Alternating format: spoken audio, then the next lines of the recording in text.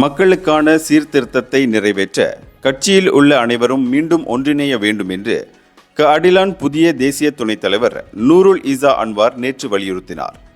குதூகலிக்கவோ மகிழ்ச்சியில் திளைக்கவோ வெற்றியை அடையவில்லை, மாறாக இன்னும் கடுமையாக உழைக்க முயற்சிகளை தீவிரப்படுத்தவும் இப்போது நேரம் வந்துவிட்டது என்று அவர் தனது முகநூல் பதிவில் தெரிவித்தார். எனக்கு வாக்களித்தவர்களும் டத்தோஸ்ரீ ரஃபீசி ரம்லிக்கு வாக்களித்தவர்களும் வழங்கப்பட்டிருக்கும் வாய்ப்பை அலட்சியம் செய்து விடாமல் கடமையை நிறைவேற்ற வேண்டும் என்று அவர் கேட்டுக்கொண்டார். நான் வெற்றி பெற்றுள்ளதால் பெருமையுடன் முன்னோக்கி நகரவில்லை, மாறாக முழு பொறுப்புணர்வு விழிப்புணர்வுடன் முன்னோக்கி செல்கிறேன். எனக்கு கிடைத்துள்ள ஒவ்வொரு வாக்கும் எனது கடமையாகும்.